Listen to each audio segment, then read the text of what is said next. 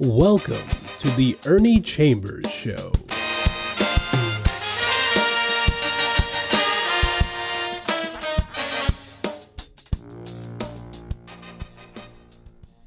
Brothers, sisters, friends, enemies, I'm going to get right into my subject. So much is happening in Gaza with Israel and the outbreak of demonstrations throughout the country and in other countries that I'm going to read because it will hold me more to the topic and I won't stray as far afield. So I'm going to get right into it. And this is dated March 9th of this year. It was in the Omaha World Herald. Unless I say otherwise, all of these were in the World Herald. And if it came from another paper, they would make note of it. Some children in Gaza are dying of hunger. Rafah, Gaza Strip.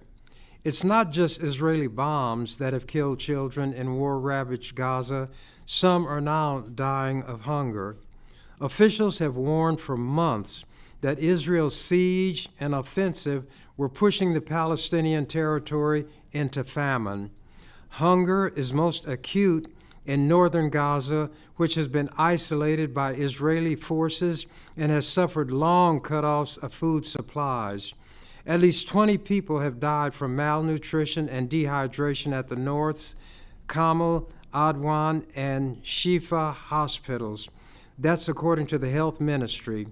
Most of the dead are children, including one as old as 15, as well as a 72-year-old man. Particularly vulnerable children are also beginning to succumb in the south. I have a sock here right quick.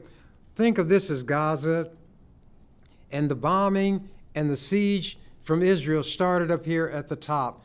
They told the people to move because they were going to be attacking, airplanes and so forth. So the people started moving southward, down. And when they got to this point, they were told that they had to move again. Some tried to go back north, but they were not able to. They stopped. So they continued to be pushed. And finally, to make a long story short, they wound up down here in the toe, which is Rafah. And there are over 1 million people in that area. So keep in mind the sock idea and the people being driven southward by Israeli forces. Continuing, at the Emirati hospital in Rafah, 16 premature babies died of malnutrition-related causes over the past 5 weeks, one of the senior doctors said. The child deaths we feared are here, Adeli Kaur, UNICEF's Middle East chief, said in a statement. Israel's bombardment and ground assaults have already wreaked a high toll among children, who, along with women, make up nearly 3/4 of the more than 30,800 Palestinians killed, according to the Gaza Health Ministry. Malnutrition is generally slow to bring death, striking children and the elderly first. Other factors can play a role. Underfed mothers have difficulty breastfeeding children. Diarrheal diseases rampant in Gaza due to lack of clean water and sanitation leave many unable to retain any of the calories they ingest, said a UNICEF official who is a child nutrition expert. Malnutrition weakens immune systems, sometimes leading to death from other diseases. The siege. Israel largely shut off entry of food, water, medicine, and other supplies after launching its assault on Gaza after Hamas's October 7th attack on southern Israel. The fighting killed about 1,200 people, and Palestinian militants took about 250 hostages. It has allowed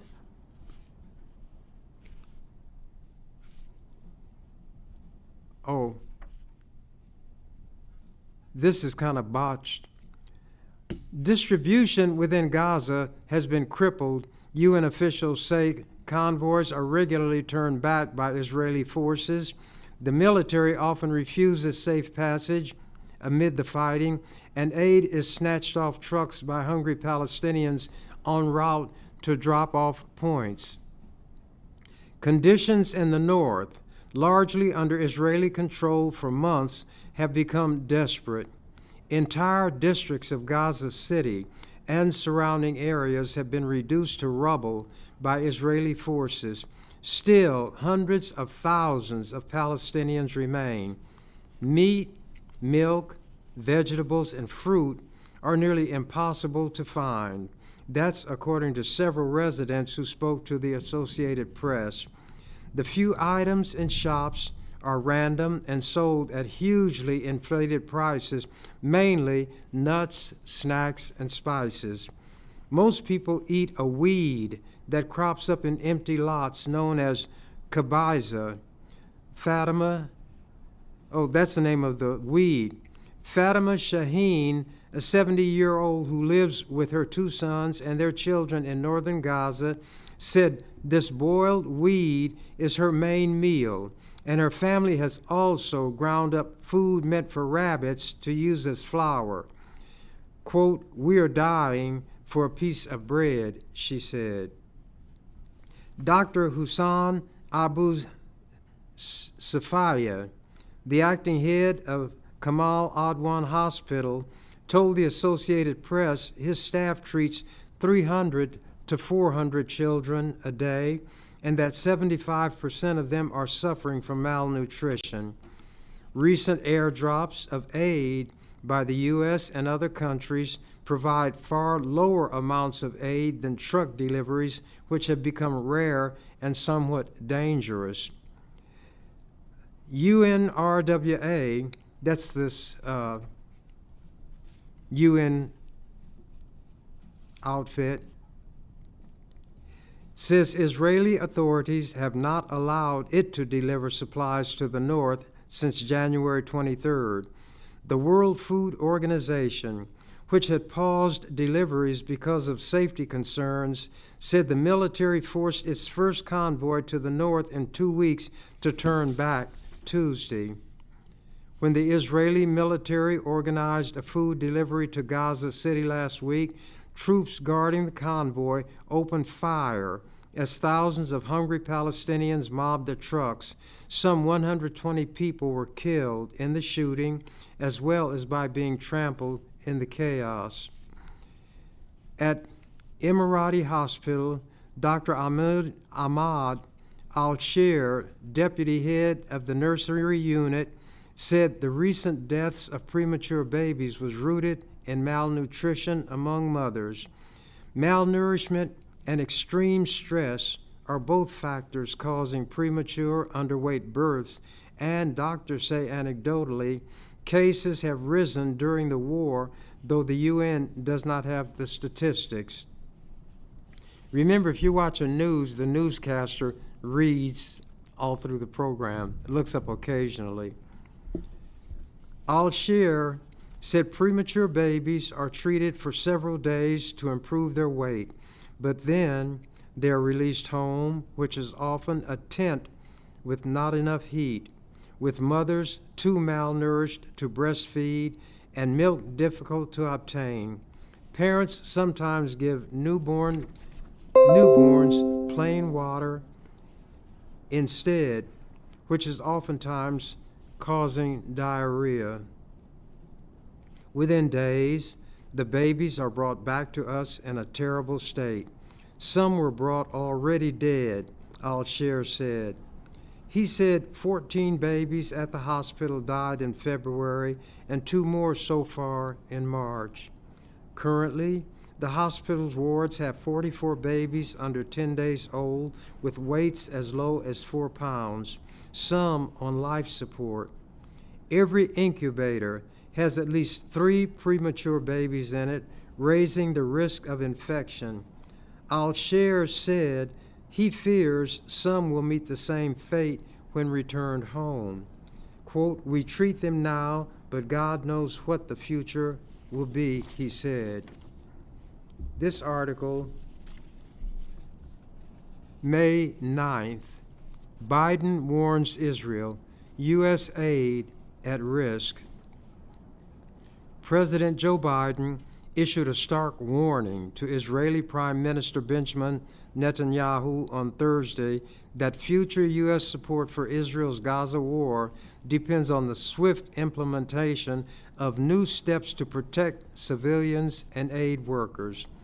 Biden and Netanyahu's roughly 30-minute call just days after Israeli airstrikes killed 7 food aid workers in Gaza added a new layer of complication to the leaders' increasing strained relationship.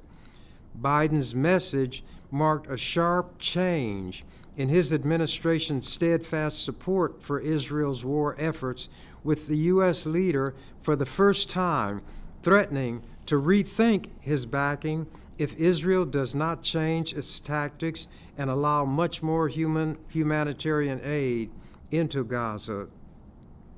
The White House would not specify what could change about U.S. policy, but it could include altering military sales to Israel and America's diplomatic backup on the world stage. Netanyahu's office said earlier today that his security cabinet approved a series of, quote, immediate steps, unquote, to increase the flow of humanitarian aid into Gaza, including the reopening of a key crossing that was destroyed October 7th. Biden, quote, made clear the need for Israel to announce and implement a series of specific, concrete, and measurable steps to address civilian, humanitarian suffering, and the safety of aid workers, unquote, the White House said following the 30-minute call. Quote, he made clear that U.S. policy with respect to Gaza will be determined by our assessment of Israel's immediate action on these steps, unquote. Biden also told Netanyahu that an, quote, immediate ceasefire is essential and urged Israel to reach such an accord without delay, unquote. That's according to the White House, which described the conversation as direct and honest. Netanyahu's office said the Erez crossing, which for years served as the only passenger terminal for people to move in and out of Gaza, would be temporarily reopened.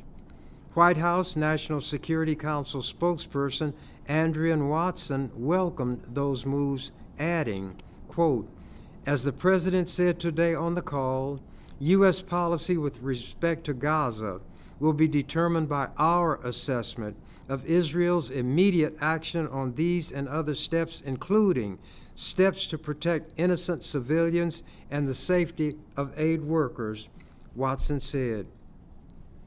The leaders' conversation came as the World Central Kitchen, founded by restaurateur Jose Andres to provide food relief to disaster-stricken areas, called for an independent investigation into the Israeli strikes that killed 7 of the group's staff members, including an American citizen.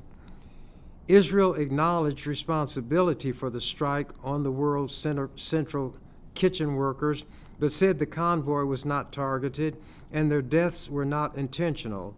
The country continues to investigate. The White House said the U.S. had no plans to conduct its own investigation. Separately, Secretary of State Antony Blinken, I don't know if they call him Blinken because that's what he does with his eyes, but anyway, Secretary of State Antony Blinken told reporters in Brussels that U.S. support would be curtailed if Israel does not make significant adjustments to how it's carrying out the war against Hamas.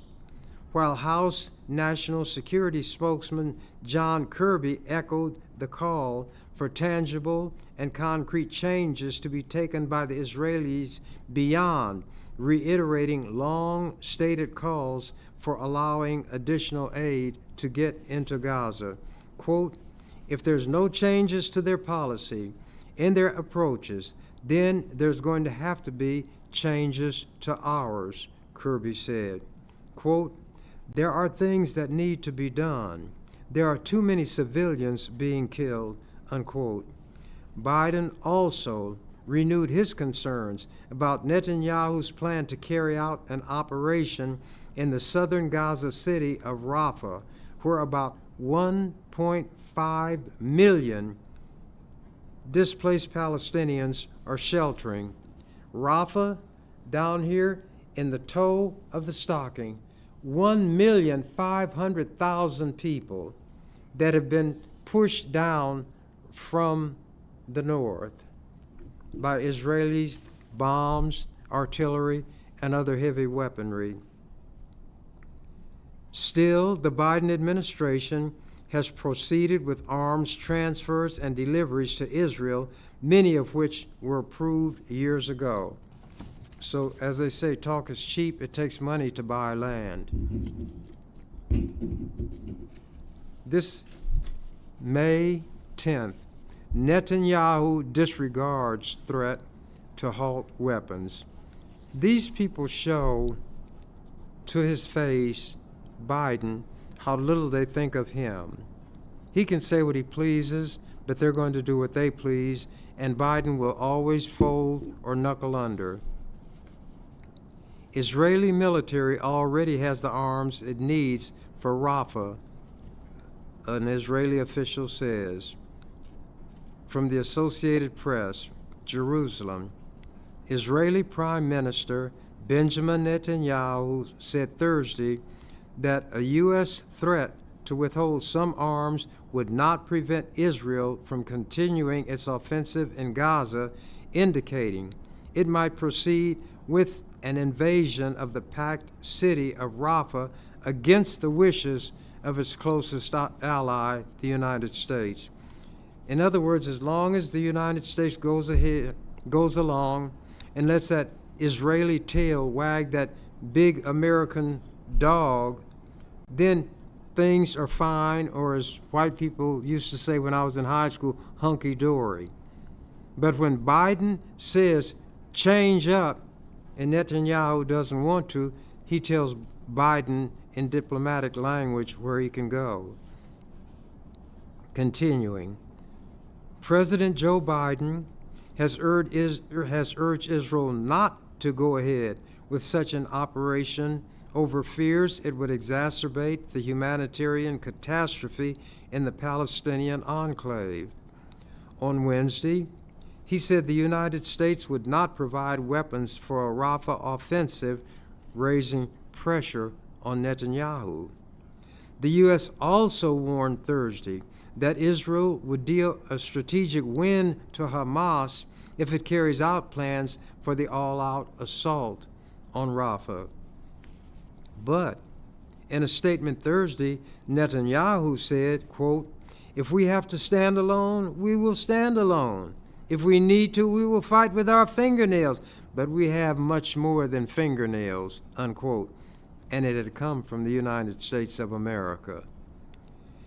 Israel's top military spokesman, Rear Admiral, and that's a real term in the military term, Rear Admiral. It's not saying he is the rear. You know what I'm getting at? Anatomically speaking. Israel's top military spokesman, Rear Admiral Daniel Hagari, also appeared to downplay the effect of any arms holdup. Quote, the Army has munitions for the missions it plans and for the missions in Rafah too. We have what we need, unquote, he said in response to a question at a press conference. Israel has repeatedly threatened to invade Rafah, where about 1,300,000 Palestinians, more than half of Gaza's population, took refuge. And what was happening when Israel would warn the people in the north that there was going to be action, so move southward? When the people wound up where they were told to move, there were attacks there, and hundreds of Palestinians were killed in the place where Israel told them to go. Israel was like a butcher. Rafah and all of the Gaza Strip are like a slaughterhouse. Let me continue.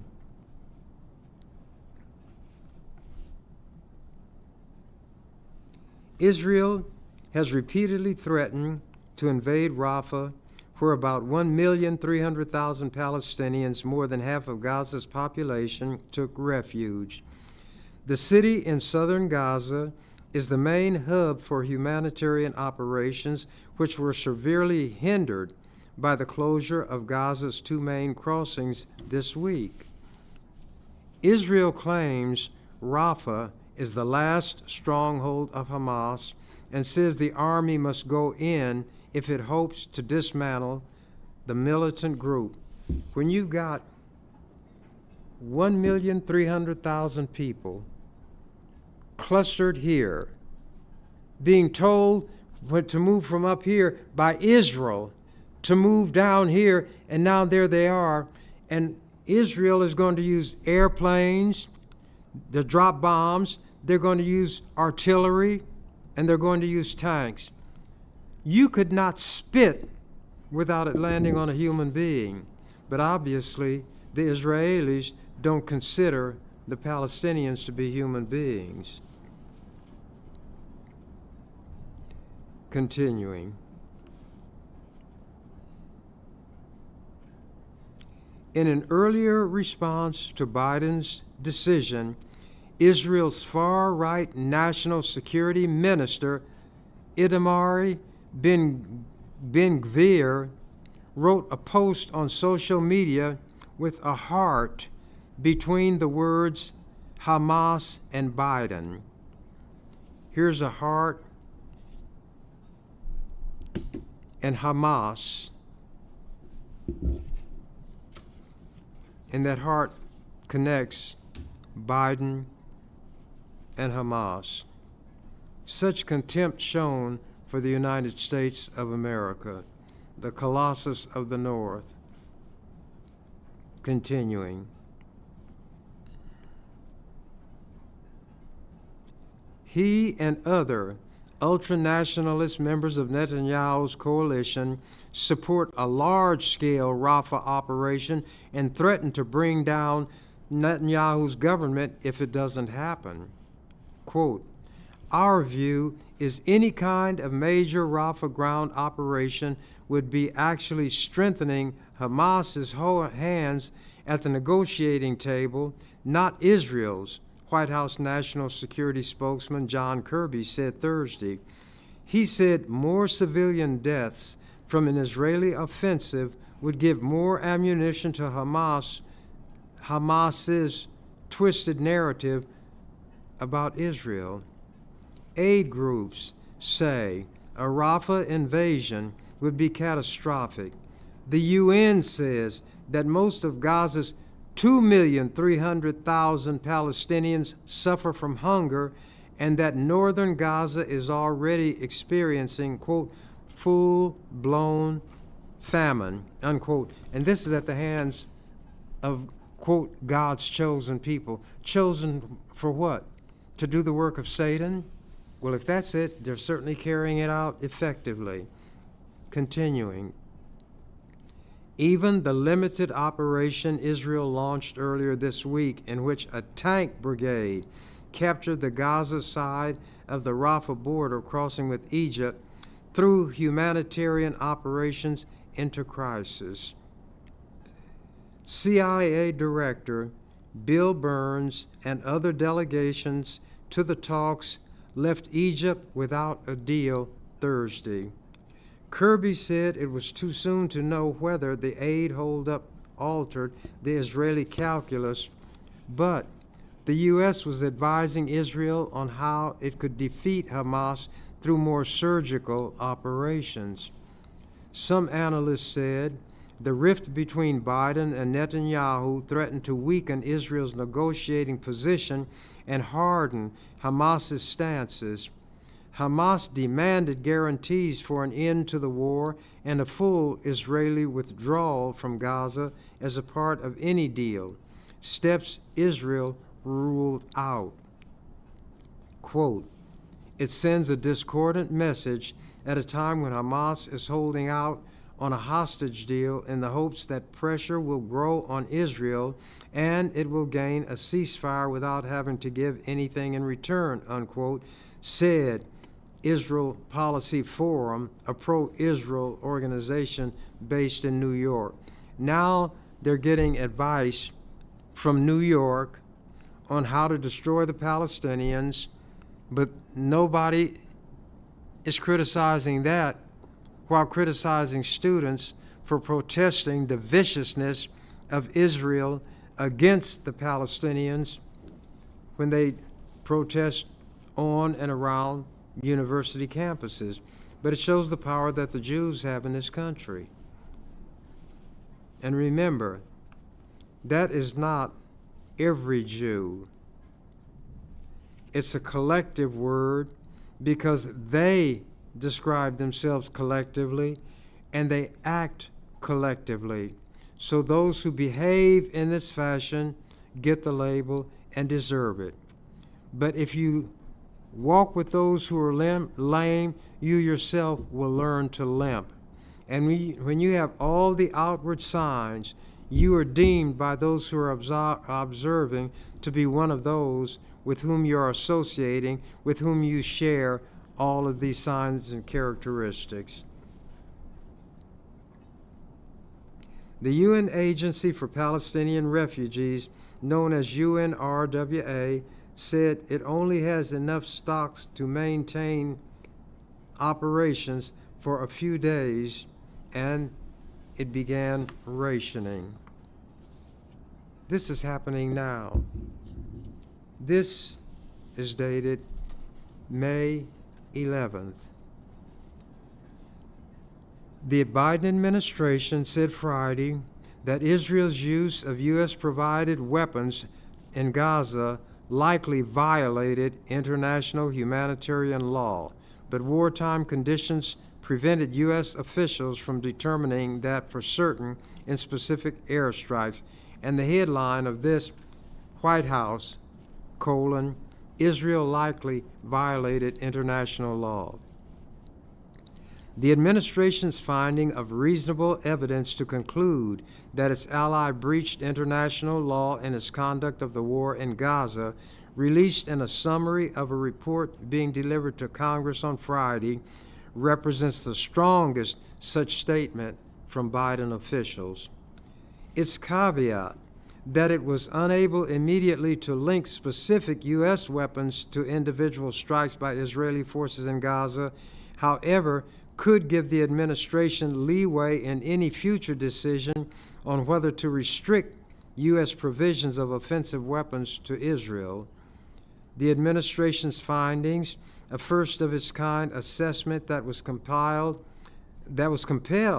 by President Joe Biden's fellow Democrats in Congress, came after 7 months of airstrikes, ground fighting, aid restrictions that so far claimed the lives of almost 35,000 Palestinians, mostly women and children. Suppose that Hamas killed 35,000 Jews, most of whom were women and children. Would the world be in an uproar? Palestinians are deemed subhuman, obviously, and the Jews are treating them in a way that they would be criticized for if they did it to beasts of burden, or if they slaughtered beasts for meat and did it in this fashion, they would be roundly condemned. So they deem the Palestinians to be subhumans, or the Untermenschen, which the Nazis referred to the Jews as being when they were gassing them, burning them, and shooting them.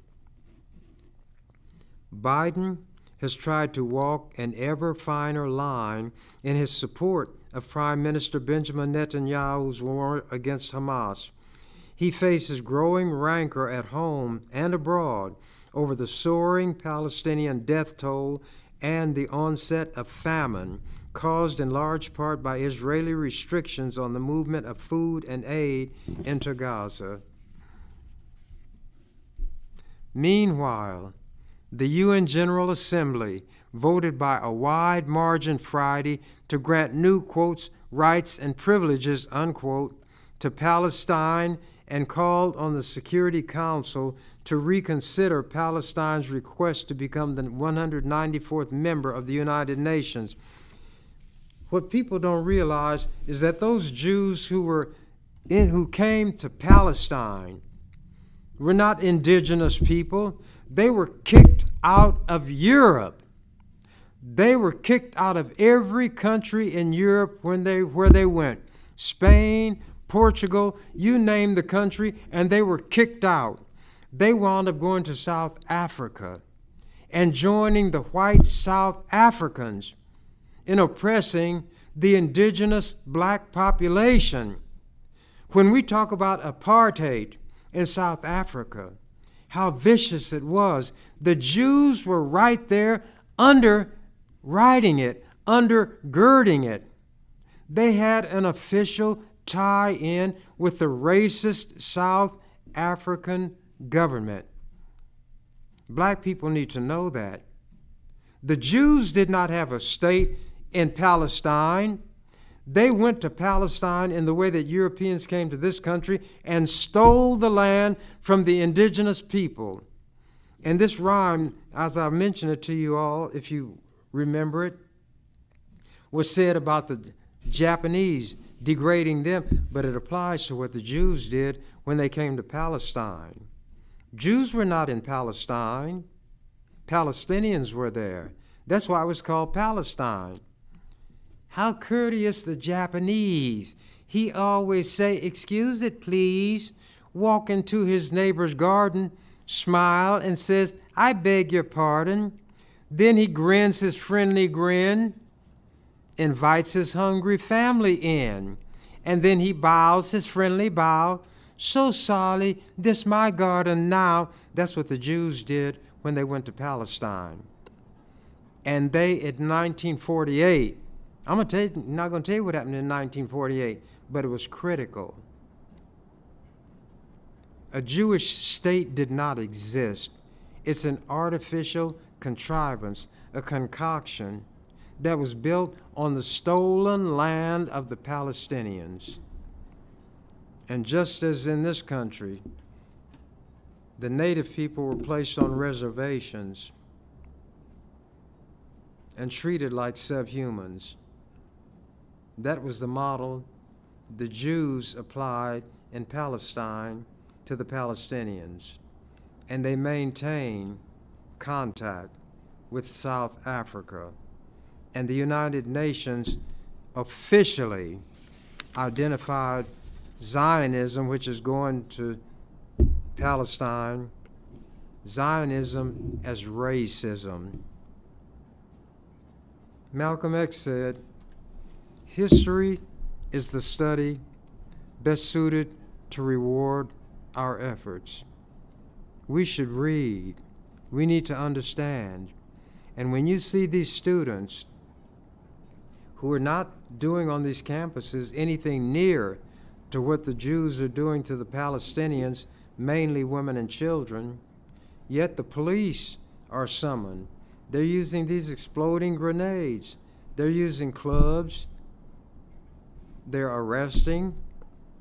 They're hog-tying students for exercising what they thought was their right to freedom of speech.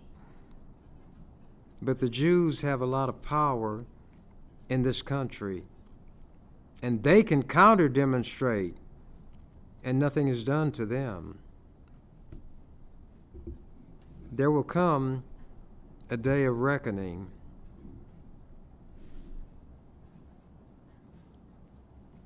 Let me see if I can find my place. Meanwhile, the UN General Assembly voted by a wide margin Friday to grant new, quote, rights and privileges, unquote, to Palestine, and called on the Security Council to reconsider Palestine's request to become the 194th member of the United Nations. This article I'm reading from was May 11th. This is going on now. The world body approved the Arab and Palestinian-sponsored resolution by a vote of 143 to 9 with 25 abstentions. The United States, lapdog that it is, lackey running dog, the United States voted against it along with Israel, Argentina, Czechia, Hungary, Micronesia, Nauru, wherever that is, Palau, wherever that is, and Papua New Guinea. You see the kind of places who have a seat at the table in the UN, but not the Palestinians. The vote reflected the wide global support for full membership of Palestine in the United Nations, with many countries expressing outrage at the escalating death toll in Gaza and fears of a major Israeli offensive in Rafah. I don't use this kind of language. Hell is not a profane word, but it can be used as profanity.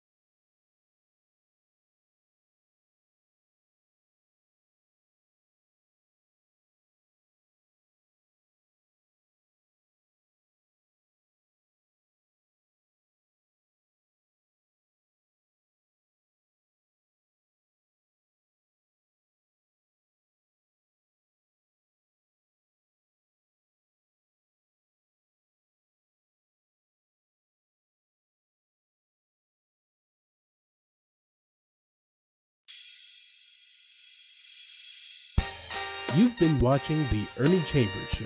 If you'd like to leave suggestions, email us at ewcfacts@gmail.com. That's ewcfacts@gmail.com. This is an EWC Communications production.